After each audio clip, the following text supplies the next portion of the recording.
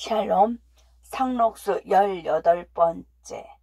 다시는 변치 말고 있다가 더 큰 일을 할 때 만날 것을 믿고 있겠네.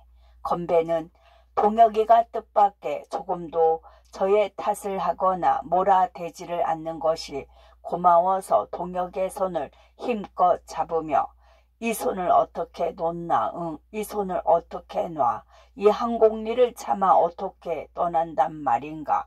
정을 베는 칼은 없어, 없나, 인정을 베는 칼은 없어 하고 손을 벌리더니 연기에 시커멓게 그을고 밑둥이 반이나 썩은 마루 기둥을 두 팔로 부둥켜 안고 울음 섞인 목소리로 한 줌 흙도 움켜쥐고 놓치지 말아라.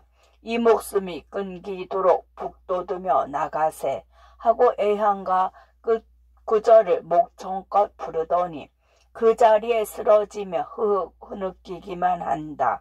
그의 머리와 등허리에는 잔비가 어느덧 진눈깨비로 변해서 질금질금 쏟아져 내린다. 건배가 떠나는 날 동혁은 오리 밖까지 나가서 전송을 하였다.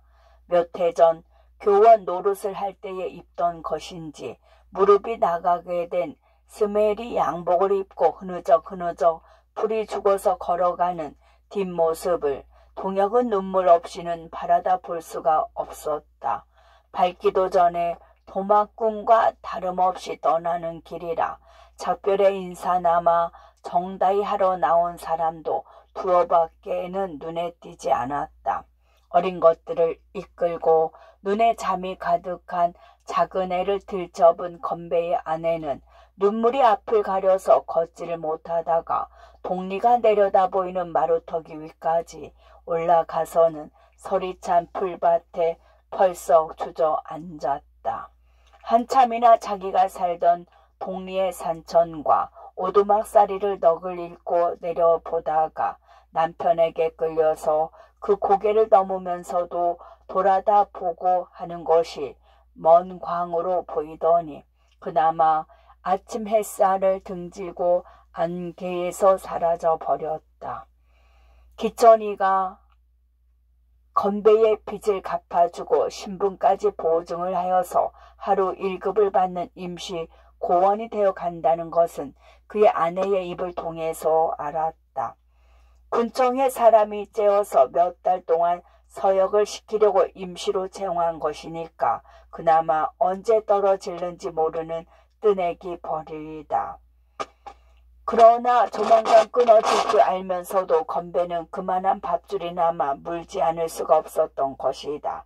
동혁은 동리로 돌아오면서 오는 자를 막기도 어렵고 가는 자를 억지로 붙들 수도 없는 노릇이고 하고 긴 한숨을 짓고는 그 길로 회원의 집을 따로따로 호별 방문을 하였다. 그것은 강디천이와 결코 틀리는 음모를 하려는 것도 아니요 반대 운동을 일으키려고 책동을 하려는 것도 아니었다. 자, 우리 기왕에 그렇게 된 일을 가지고 와작질것 떠들기만 하면 무슨 소용이 있나. 누가 잘하고 잘못한 것도 따지지 말고 어느 시기까지는 우리가 할 일만 눈 딱 감고 하세 하고는 미리 불평을 막았다. 그는 기천에게 매수된 회원에게도 똑같은 태도로 임하였다.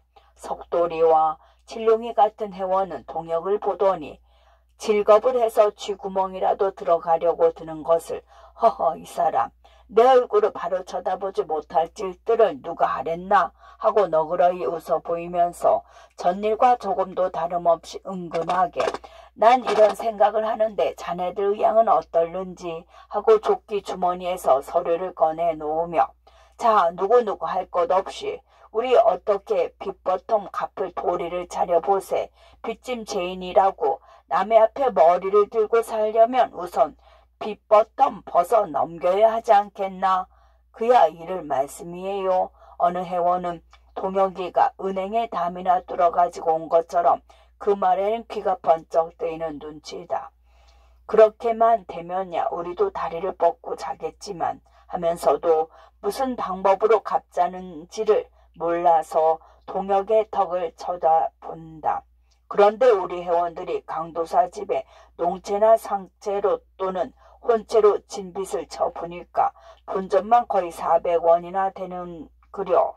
그러니 또박또박 오픈변을 물어가면서 기한에 못 갚다 바치면 그 변리까지 추겸해서 그 원리금에 대한 오픈 변리를 또 물고 있지 않은가. 허구 보니 자네들이 빚이 벌써 얻어쓴 돈의 3배도 더 늘었네 그려. 주먹구구로 따져봐도 1,400원 덕이나 되니 자네들이 무슨 뾰족한 수가 생겨서 그 엄청난 빚을 갚아보겠나. 아이고 1,400원. 갑산이가 새삼스레 놀라며 혀를 빼문다. 그게 또 자꾸만 새끼를 칠 테니 어떻게 되겠나. 몸서리가 처지도록 무섭지가 않은가. 그러니 세상 별별 짓을 다 해도 갚을 도리가 있어야죠. 그저 턱도 지도 못 물고 있는 사람이 밤이나 되는데요. 그러길래 말일세 그 빚을 어떻게 갚든지 내게 다만 죄다 맡겨주겠나. 그것부터 말하게. 그야 두 말할 게 있어요. 빚만 갚게 해주신다면 맡기고 여부가 없습죠. 하는 것이 이구동성이다. 그럼 나 하는 대로 꼭 해야 하네. 나중에 두 말 못하느니 하고 동혁은 2번 3번 뒤를 다졌다. 동혁은 회원이 빚을 얻어쓴 날짜와 금액을 적은 장부를 꺼내더니 그러면 우리 이렇거세. 우리가 3년 동안 공동답을 짓고 닭과 돼지를 쳐서 모은 것하고 이용조합과 이발조합에서 저금한 걸 따져보니까 회관을 지은 것은 말고도 4,600원이나 되네 하고 일전 일리도 틀림없이 꾸며놓은 해의 여러 가지 장보와 대조를 시켜 보인다. 야, 그럴 줄 몰랐더니 꽤 많구나 하고 회원들은 저희들의 저금한 액수가 뜻밖의 많은데 놀란다. 그러길래 티끌 모아 계산이라지. 하지만 그걸 12로 쪼개면 한 사람 앞에 38원 각수밖에 더 되나. 동혁의 말을 듣고 보니 아는 게 아니라 결코 많다할 것이 없는 금액이다. 동혁은 회원들의 기색을 살펴보며 우리 그동안 비럭질 거저일을 해주는 것을 해준 셈치고 그걸로 몽땅 빚을 갚아버리세. 나는 간신히 그 집에 빚을 안 졌으니 내 목하고 동아목이 남는데 건배구는 취직을 한 모양이니까 세 사람 몫은 거저 내놓겠네. 그럼 그걸로 많이 얻어쓴 사람하고 적게 얻어쓴 사람하고 액수를 균등하게 만들 수가 있지 않은가. 회원들은 얼른 대답하는 사람이 없다. 좁고 그러다는 것은 그네들의 표정이 없는 얼굴을 보아서는 모른다. 몇몇 해를 두고 쪼들리던 부채를 갚아준다니 귀가 번쩍 뜨이나 죽을 애를 써서 모은 것을 송두리째 내놓는다는 데는 여간 섭섭지가 않은 눈치이다. 어린애를 베기 전에 포대기 장만부터 한다고 그 눈을 뚝딱 감고 느려서 돈 100원이나 바라보면 도담집이라도 짓고 나와서 남의 토지집을 면해 보려고 벼르고 있던 회원이 거짓반이었던 것이다. 섭섭한 줄은 아네. 하지만 눈앞에 베는 게 아니라고 그 빚을 그대로 내버려 두면 나중에 무슨 수로 갚아보겠나. 칠룡이 같은 사람은 돌아간 아버지 술값까지 짊어졌으니까 억울한 줄은 모르는 게 아닐세만 억지로 하자는 게 아니니 싫으면 더 우기지 않겠네 하고 동혁은 슬그머니 얼러도 보았다. 그런 이 속에는 샘수가 빠른 석돌이가 선생님이 첫 해부터 우리하고 똑같이 고생을 하신 것까지 내놓으신다는데 두말할 사람이 누구예요? 너무나 고맙고 염치 없는 일입지요 하고 동혁을 빤히 쳐다보더니 그럼 별리는 어떡하고 본전만 갚나요? 한다. 그 말에 정득이와 칠룡이도 매우 궁금하였다는 듯이 그러게 말씀이에요. 배보다 배꼽이 커졌는데 하고 거의 동시에 질문을 한다. 궁금할 줄도 알았네. 그러길래 그건 무슨 수단을 쓰든지 내게 다만 맡겨달라고 하지 않았나. 안 될걸요. 이마에 송곳을 꽂아도 진물 한 방울 안 나올 사람인데 애당초 생각도 마시죠. 아, 노린전 한 푼에 치를 떨고 사춘간에도 꼭꼭 별일을 받는 사람이 더군다나 소리 없는 종이 있으면 놓지를 못해하는 우리들의 별일을 탕감해 주겠어요. 어림없지 어림없어 하고 머리들을 내젓는 것을 보고 동혁은 이 사람 경우에 따라선 병법을 거꾸로 쓰는 수도 있다네 하고 자신 있는 듯이 간단히 대답하고 나서 헌데 한 가지 꼭 지켜야 할 게 있네. 내가 그 집을 다녀오기 전에 누구한테나 이 말을 입 밖에도 내선 안 되네. 그 사람이 미리 알면 다 틀릴 테니 명심들 하게. 그런데 온 전화통이 있었어 하고 슬쩍 석돌이를 흘려본다. 정득이도 석돌이도 칠룡이를 노려보며 촌여배 가 붙고 가네 가 붙고 하는 놈은 이젠 죽여버릴 테야. 죽여버려 하고 이를 부드득 갈며 벼른다. 아무리 비밀을 지키라고 당부를 해도 저녁 안으로 그 말이 새어 기천의 귀에까지 들어갈 것을 동혁이가 모를 일은 없다. 건배를 작별하고 오다가 기천이가 자전거를 타고 신장로로 달려가는 것을 제 눈으로 보았다. 김한이가 형이 술이 취해서 자는 사이에 빚을 놓아 먹으려고 금융조합부에서 찾아온 돈을 500원이나 훔쳐가지고 도망을 가서 형이 서울로 쫓아 올라갔다는 소문이 벌써 바닥에 났기 때문에 적어도 4~5리 내에는 돌아오지 못할 줄 알았던 것이다. 그동안 여러 날을 두고 동혁은 사방에 흩어진 돈을 모으느라고 자전거를 얻어 타고 분주히 돌아다녔다. 조합에 예금했던 것은 손쉽게 찾았지만 그 나머지는 받기가 여간 힘이 들지 않았다. 그러나 요행으로 추수를 한 뒤라 다른 때보다는 융통이 잘 되어서 기천이가 내려오기 전날까지 그 액수가 거의 다 들어섰다.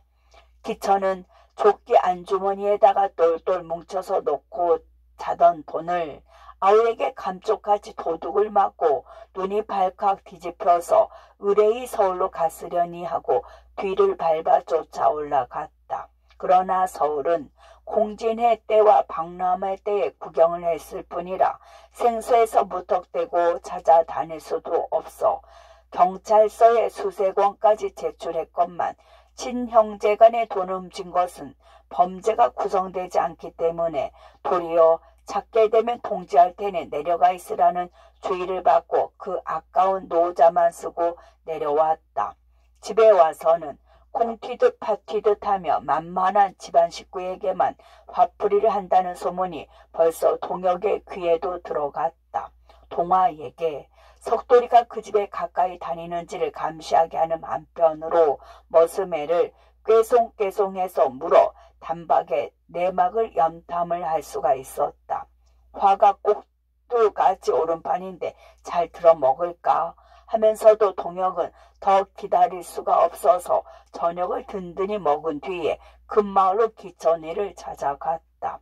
가는 길에도 농촌 운동을 하는 사람이라도 너무 외곳으로 고지식하기만 하면 교활한 놈의 꾀에 번번이 쏘가 떨어진다. 과거의 경험으로 보더라도 제 양심을 속이지 않은 정도로는 패를 써야 하겠다 하고 종래와는 수직하는 태도를 변해보리라 하였다. 사랑마당에서 기침을 하니까 누구냐 하고 대바라진 소리를 지르며 내다보는 것은 바로 기천이다. 그동안 경행을 하셨더라지요 하고 동혁은 뻣뻣한 소리를 댈 수 있는 대로 굽혀 보였다. 아, 동혁인가? 그렇잖아도 좀 만나려고 했더니 기천은 마루에 나오며 한 10년 만에 만나는 친구처럼 어서 이리 들어오게 하면서 동혁을 반가이 맞아들인다. 제가 한 칸이 있고 반대파의 회원들이 저의 집을 습격이나 할 듯이 형세가 위태위태한데 그 질색할 놈의 동화는 저를 보면 죽이느니 다리를 분질러 놓느니 하고 벼른다는 소문을 벌써 듣고 앉았었다. 속으로는 겁이 잔뜩 나서 동네 출입도 못하고 들어앉은 판에 몇 번씩 불러도 오지를 않던 동혁이가 떡 들어서는 것을 보니 가슴이 달칵 내려앉았다. 그렇건만 그 순간에 옳지 마침 잘 왔다. 너만 구슬러 놓으면야 다른 놈들 뜸이야 하고 얕잡고는 친절을 다해서 동혁을 붙들어 올린 것이다. 동혁이가 계시도 서울 가셨다지요. 풍편에 놀라운 소리가 들리더군요. 그래 얼마나 상심이 되세요 하고 화평한 낯빛으로 동정해 주니까 허허이 거원 창피스러워서 속상하는 말이야. 다해 뭘 하겠나. 그야말로 아는 독재 발등을 찍힌 셈이지 하고 매우 아량이 있는 채를 한다. 동혁은 다른 말이 나오기 전에 먼저 길을 누리려고 참 이번 저 없는 동안에 귀찮은 일을 맡으시게 됐더군요 하고 아픈 구석을 꾹 찔러 보았다. 기천은 이외로 동혁의 말씨가 부드러운데 안심이 되는 듯 이 사람 자네가 먼저 말을 꺼내네 그려. 난 백주의 꿈도 안 꾼 일을 건배랑 몇몇이 누차 찾아와서 벼락 감투를 씌우네 그려. 자네네 일까지 덧붙이기로 해달라니 젊은 사람들이 너 맡기는 거 이제 와서 마다는 수도 없고 그래서 자네하고 얘기를 좀 하려고 만나려던 잠인데 참 마침 잘 왔네 하고 강아지가 꼬리를 흔들듯이 뾰족한 말끝을 달달달 까분다. 그야 인망으로 되는 일이니까요. 진작 이를 봐주십사고 엿주질 못한 게 저희들의 불찰이지요. 그 말에 기천은 발딱 몸을 일으키며 가만히 있게. 우리 오늘 같은 날이야. 한 잔 따뜻이 마시면서 얘기를 하세 하고 요리집에서 하던 버릇인지 안을 대고 손뼉을 탁탁 친다. 전일과 똑같은 대중의 술상이 나왔다. 그러나 오늘은 어란과 육포 조각까지 곁들여 내온 것을 보니 특별 대우를 하는 모양이다. 여보게 오늘은 한 잔 들게. 사람이 고집이 너무 세도 못 쓰느니 하고 권하는 대로 그럼 나 먹는 대로 잡수실 테지요 하고 동혁은 커다란 주발 뚜껑으로 밥풀이 둥둥 뜬 노란 전국을 주르르 따랐다. 자 먼저 한 잔 드시지요. 이 사람 어떡하나. 요새 공복인데 취하면 연일 과음을 해서 하면서도 기천은 동혁이가 먹는다는 바람에 숨도 안 쉬고 쭉 들이켰다. 이번은 동혁이가 불갑을 마셔야 할 차례다. 동혁은 이거 정말 파괴를 하는군요 하고 주발 뚜껑이 찰찰 넘치도록 받아 놓았다. 동혁은 본디 주량이 없는 것이 아니다. 고등 농림의 축구부의 주장으로 시합에 우승하던 때에는 응원 대장이 권하는 대로 정종을 2대 가량이나 냉수 마시듯 하고도 끄떡도 안 하던 사람이다. 어서 들게. 네, 천천히 들지요. 그러나 이만 일로 여러 해원과 오늘날까지 굳게 지켜오던 약속을 깨뜨릴 수도 없고 그 잔을 내지 않을 수도 없어서 얼음얼음하고 안주만 집는 채 하는데 안에서 계집애가 나오더니 아씨가 잠깐 들어오시래요 한다. 기천은 왜 하고 일어서며 이 사람 어서 들게 하고 마시는 것을 감시하려고 한다. 동혁은 술잔을 들었다. 돌아 앉으며 단숨에 벌떡벌떡 들이키는 것을 보고야 기천은 어지간하군 하고 안으로 들어간다. 저녁상을 내보낼까 물어보려고 불러들이는 눈치이다. 동혁은 싱긋 웃으며 술잔을 입으로 떼는데 술은 그대로 있다.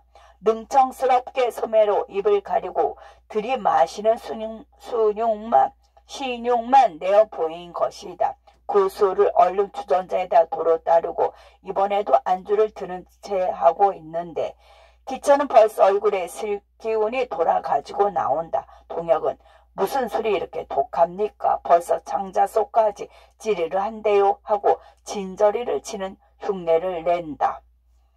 기고도 계시고 해서 가양으로 조금 빚었는 모양인데 품주는 못돼도 그저 먹을만허이.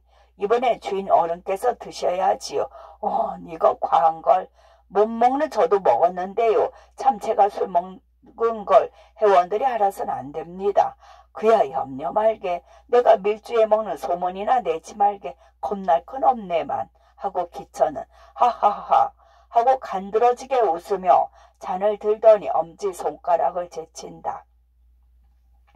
이왕이면 곱빼기로 한 잔 더 하시죠. 저도 따라 먹을 테니. 동혁은 속잔째 가득히 따라 올렸다. 아니 자네 사람을 잡으려나 이렇게 폭배를 하곤 견디는 수가 있어야지 하면서도 어디 누가 못백이나 보자는 듯이 상을 찌푸리고 꼴딱꼴딱 마셔 넘긴다. 동혁은 기천의 목줄 뒤에 내미 뼈끝이 올라갔다 내려갔다 하는 것을 바라보다가 이번엔 어떡하나 하면서도 그 술잔을 받지 않을 수가 없었다. 어서 들게 입에 안 댔으면 모르거니와 사내 대장부가 그만 술이야 사양에 쓰겠나. 독촉이 성화 같다. 기천은 벌써 말이 어눌해지도록 취했다. 이건 너무 벅차서 하고 동혁은 이런 때 누가 오지나 않나 하고 잔을 들였다 놓았다 하는데 마침 밖에서 장기침 소리가 나더니 나리께 여쭙니다. 큰덕미 선인이 들어왔는데쇼 내일 아침에 볏짐을 내시느냐고요 합니다. 하는 것을 머슴의 소리다. 기천은 뭐 뱃놈이 들어왔어 하더니 자 잠깐만 기다리게 하고 툇만으로 나간다. 그 틈에 주연자 뚜껑은 또 소리 없이 열렸다. 기천이가 별을 살릴 분별을 하고 들어오는 것을 보고 동혁은 아이고 벌써 가슴이 다 두근두근 하는군요 하고 가슴에다 손을 대며 금방 술을 마시고 난 것처럼 알코올 기운을 내뿜는 듯이 후 하면서 술잔을 주인의 앞에다 놓았다. 남포에 불을 켰는데 밥상이 나왔다. 반주가 또 한 주전자나 묵직하게 나오고 어느 틈에 닭을 다 볶아서 주인과 겸상을 하였다. 기천이가 상놈하고 겸상을 해보기는 생후 처음이리라. 아무리 요새 세상이기로 볼 건 봐야지.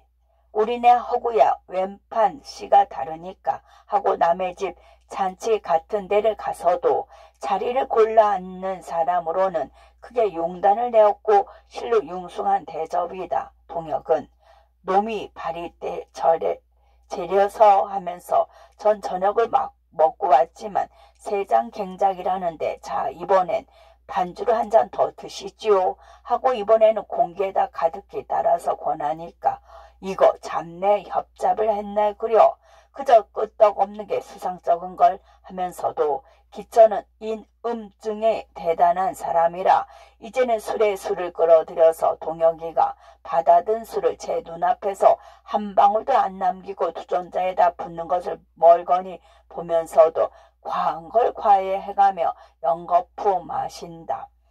그리야만 온 세상이 다 내 것처럼 보일 만큼이나 거나해졌다. 참 이렇게 술에 고기해 주셔서 잘 먹습니다만 특정 하나 할 게 있어서 왔는데 들어주시겠어요? 그제야 동혁은 취한 채 하면서 본론을 끄집어냈다. 기천은 몽롱한 눈을 댈 수 있는 대로 크게 뜨고 상대자를 보더니 다 붙은 고개를 내밀며 귓속말이나 들으려는 듯이 무슨 특정 왜 아신 일이 있나 하고 귀를 갖다가 댄다. 특정이라면 의뢰 돈을 취해 달라는 줄 알고 쥐중에도 너도 기어이 나한테 아신 소리를 할 때가 왔구나 하는 듯이 연거푸 왜 돈이 소용이 되나 하고 엄지와 집게 손가락으로 동그라미를 만들어 보이며 은근히 묻는다. 돈이 소용이 되는 게 아니라 빚을 갚으러 왔어요. 응? 빚을 갚으러 오다니 자네가 언제 내 돈을 썼던가? 전 대개 돈을 다 갚았지만 다른 사람들의 위임을 맡아가지고 왔는데요. 다른 사람들이라니 누구 말인가? 이번에 주인 어른께서 새로 회장이 되신 우리 농어회의 회원들이 진 빚인데요. 저희들이 와 뵙고 말씀드리기가 어렵다고 제가 다 맡겨서 심부름을 온 셈입니다. 자네도 호색해길세 그려. 너 덜어들 썼지만 몇 푼 된다고 하도 오래돼서 나도 잊어버렸는걸 하면서 기천은 너희들이 무슨 돈이 생겨서 한꺼번에 갚느냐는 듯이 고개를 까댁까댁 하면서 따개질을 하듯이 동혁의 눈치를 살핀다.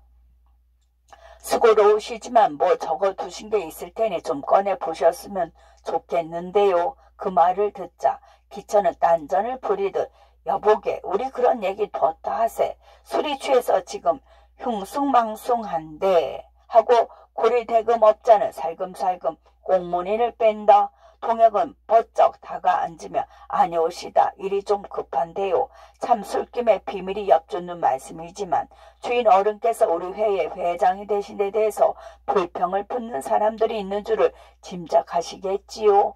그중에 몇몇은 혈기가 대단해서 제 손으로는 꺾을 수가 없는데 이번에 좀 후하게 인심을 써주셔야 과격한 행동까지 하려고 벼르는 청년들을 어떻게 주물러 볼 수가 있겠어요. 사세가 매우 급하길래 이렇게 찾아뵙고 무사히 타협을 하시도록 하는 게니 나중에 후회가 없으시도록 하는 게 상책일 것 같아요. 점잖으신 저지에 혹시 길거리에서라도 젊은 사람들한테 단단히 창피를 당하시면 그 모양이 됐습니까? 하고 다이르듯 하니까 기천은 아니 자네가 날 위협을 하는 셈인가? 발끈하고 성을 낸다. 동혁은 정색을 하며 온 천만의 위협이라뇨. 그렇게 오해를 하신다면 무슨 일이 생기든 저부터 발을 뺄 테니 마음대로 해보세요 하고 정말 슬그머니 울러매웠다. 기천은 상을 물리고 담배를 붙여 물었다. 숨이 가쁜 듯 벽에가 기대어 새근새근하며 한참이나 대물 뿌리만 잘강잘강 씹다가 그야 웃음의 말일세만 내 귀에도 이런 말 저런 말 들리네. 자네들이 날 어쩌길래 하겠나만 아는 게 아니라 모두 마구들은 창구멍 같아서 걱정일세. 나 없는 새 회가 문짝을 걷어차서 떼어놨다니 온 그런 무지막지한 놈들이 있나? 하나 자네 같은 체면도 알고 지각 있는 사람이 있으니까 좋도록 무마를 시켜줄 줄 믿네. 하고 금세 한 뿔이 꺾인다. 그러니까 뒷일은 죄가 다만 맡겨주시고 그 대신 제 말씀을 들어주셔야 합니다. 하고 동혁은 바짝 들러붙었다.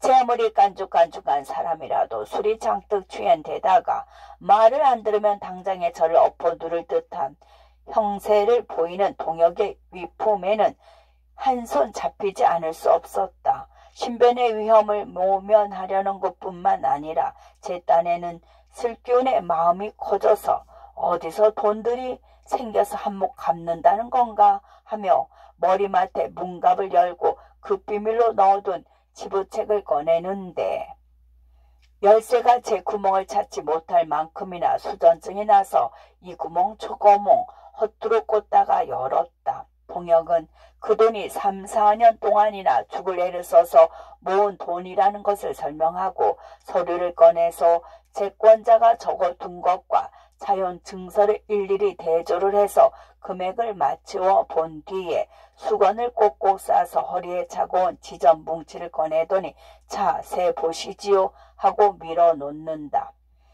기천의 눈은 번해졌다. 담배진이 노랗게 앉은 손가락에 침질을 해가며 지전을 세어보더니 이걸로야 빠듯이 본전밖에 안 되네 그려 하고 변색을 한다. 동혁은 이때를 놓치면 안 된다 하고 위험있게 기천을 똑바로 쏟아보며 아니 그럼 오픈변이나 놓은 걸 별리까지 다 받으실 줄 아셨던가요? 법정 이자도 2푼 5리밖에 안 되는데 그 사람들이 별일을 봐주십사고 제가 일부러 온 게 아니겠어요?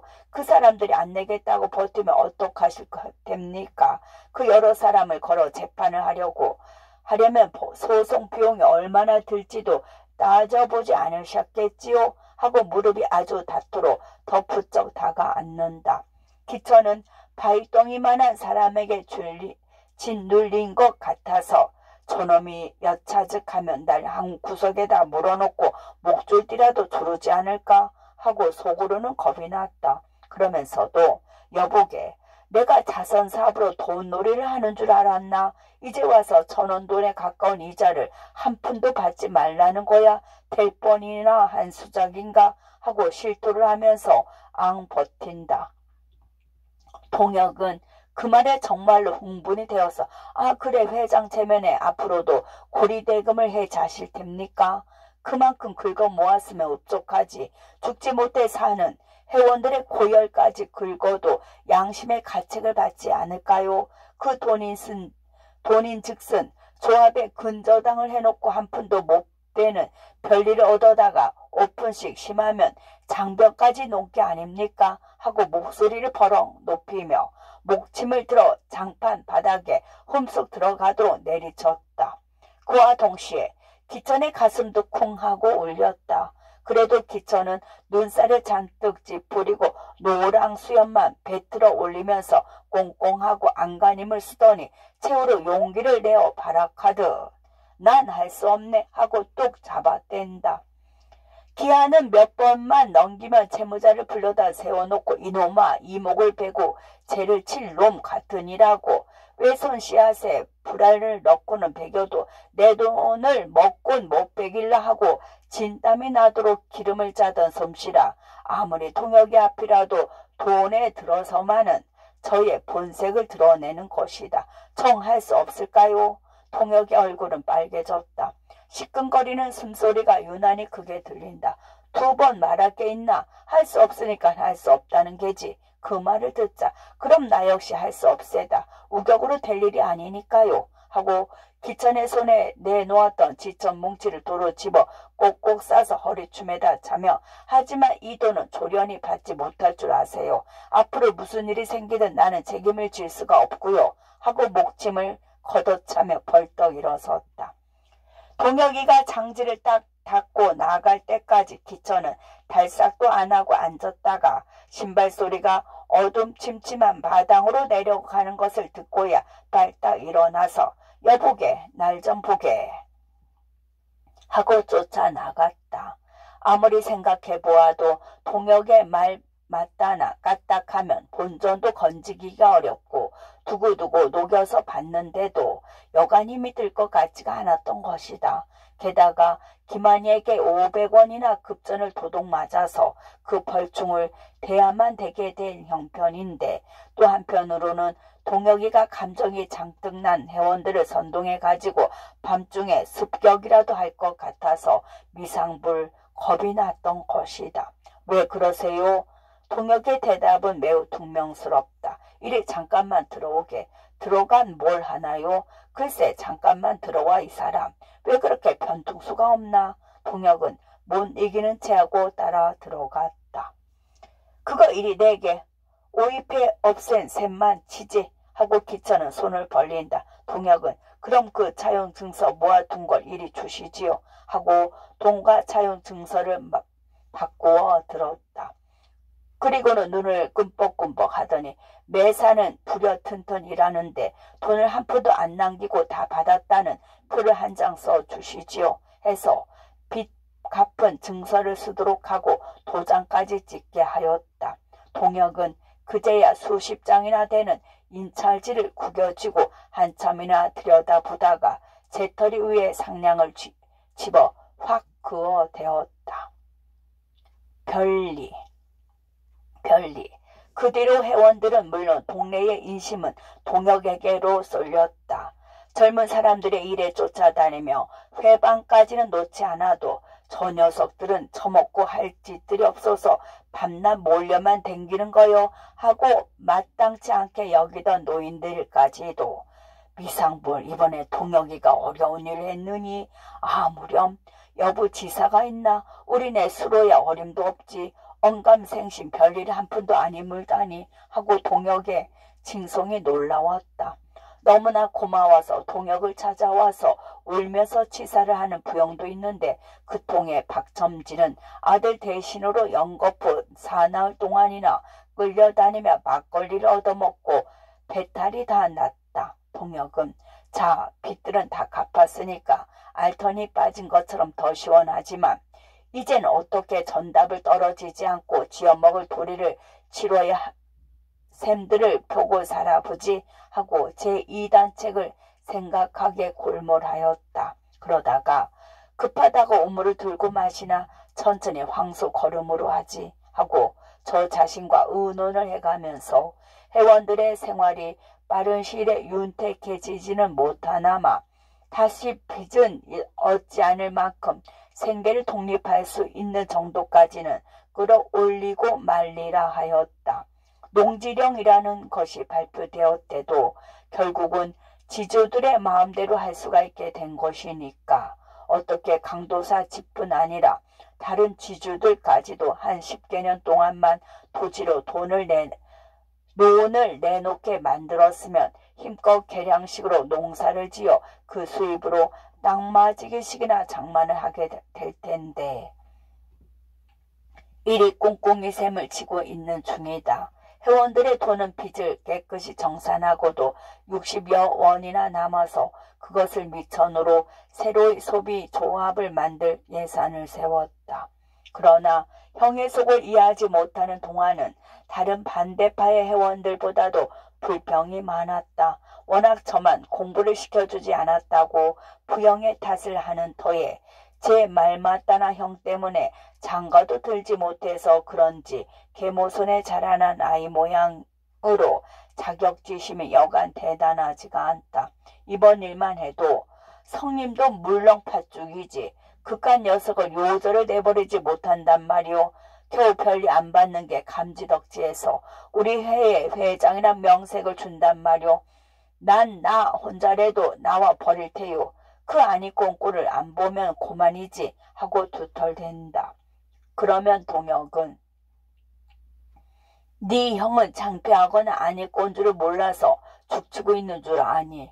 호랑이 굴속에 들어가야 새끼를 얻는 법이란다 하고 섣불리 혈기를 부르지 말라고 다으르건만 그래도 아우는 흥 어디 떼고 두고 어느 떼고 두고 보구려 내 손으로 회관을 부셔버리고 말 테니 하고 입술을 깨물고 벼른다.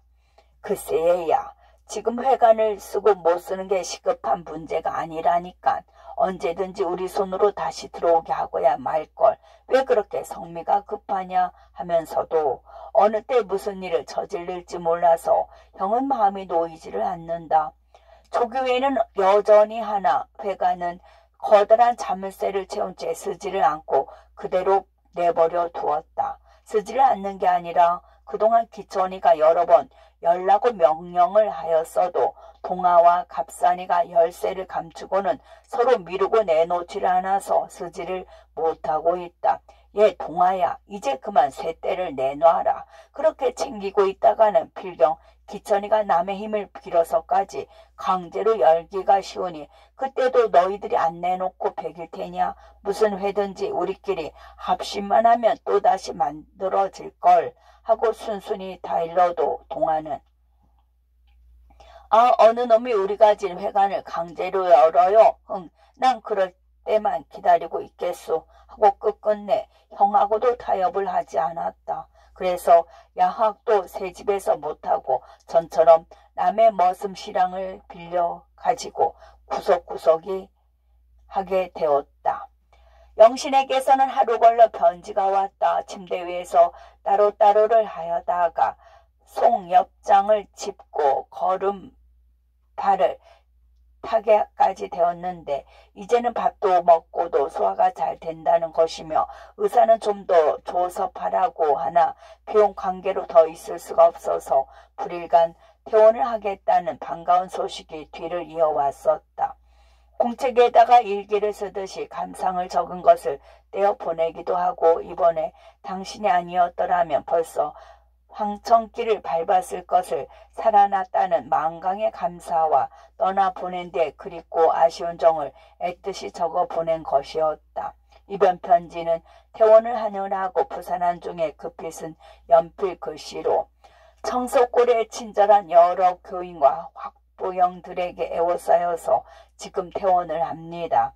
그러나 천만 사람이 있어도 이 영신에게는 새로운 생명을 주신 은인이시고 영원한 사랑이신 우리 동혁씨와 이 기쁨을 나누지 못한 것이 무한히 섭섭합니다. 그러나 또 한 가지 기쁜 소식을 전해드리는 것은 일전에 서울연합회에서 백형경씨가 전위해서 내려왔었는데 정양도 할 겸 황빈에 있는 신학교로 가서 몇 해 동안 수학을 하도록 주선을 해주시겠다는 약속을 하고 올라갔는데요.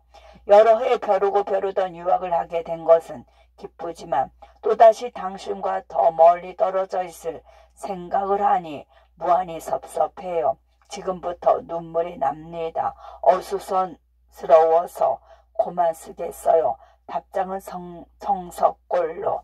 매월 며칠 당신의 영신. 동혁은 즉시 답장을 썼다. 편지가 올 때마다 간단히 회답은 하였지만 수술한 경과가 좋아서 안심도 되었고 동네 일로 정신이 쓰라려서 긴 편지는 쓰지 못하고 있었다.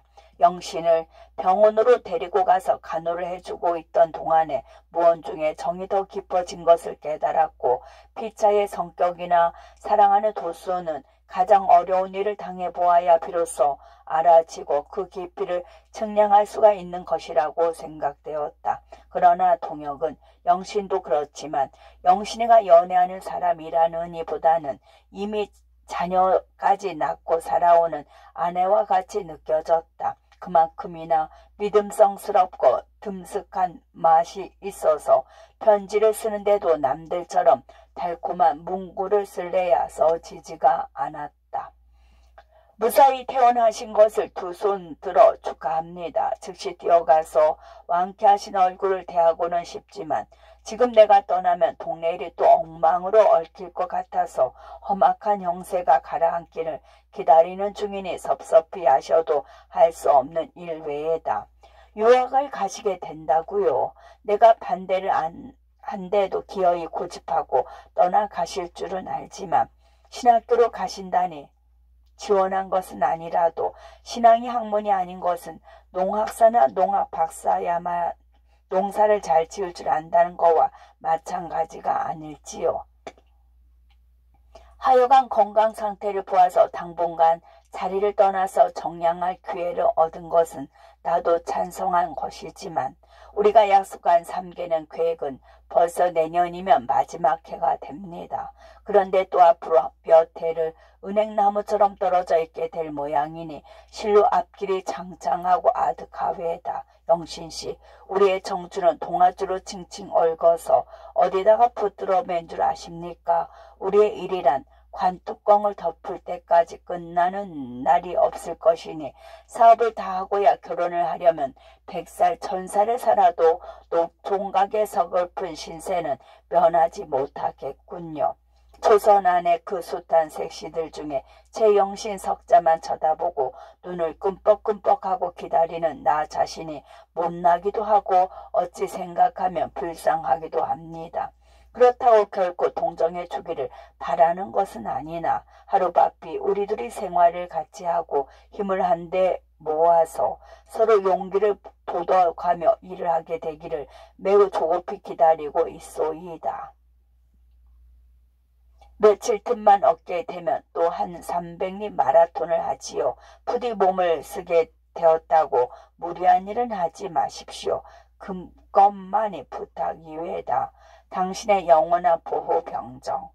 어느덧 해가 바뀌어 음력으로 정월이 되었다. 하고는 구습에 의해서 일주일 동안 방학을 했지만 명절이라 해도 계집 아이들이 울긋불긋한 인조견 저고리 치마를 호사라고 입고 세배를 다닐 뿐 흰떡 한 못에 해먹는 집이 없어 떡치는 소리 대신에 여기저기 오막살이에서 너를 뛰는 소리만 덜컹덜컹하고 들린다. 항공리에는 풍물이나 장만한 것이 있어 청년들이 두드리지만 그만한 오락기관도 없는 정석골은 더 한층 쓸쓸하다. 연일 눈이 쏟아지다가 햇발이 퍼져서 땅은 질척거려 새벽꾼들의 모처럼 얻어입은 때때옷 뒤와 버선이 진흙투성이다.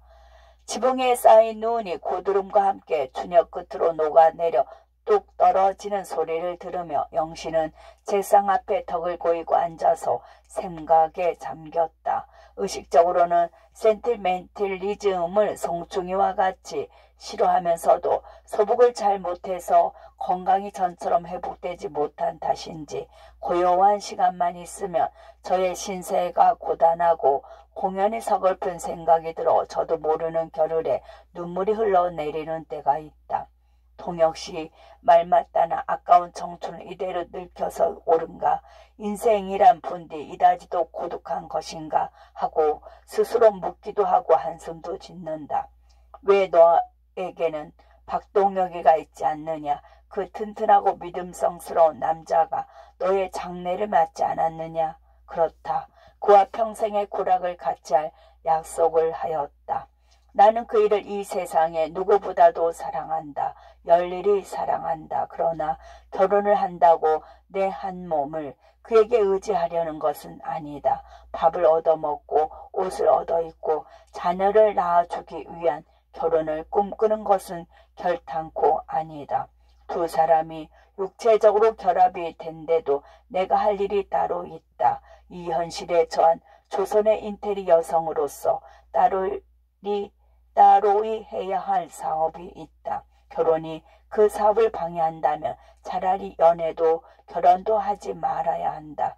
청산과부처럼 미스 필링스처럼 독신으로 늙어야만 한다. 그러나 외로운 것은 어찌하나 이다지도 지양 없이 헤매는 마음을 어디다가 붙들어 맨단 말이냐.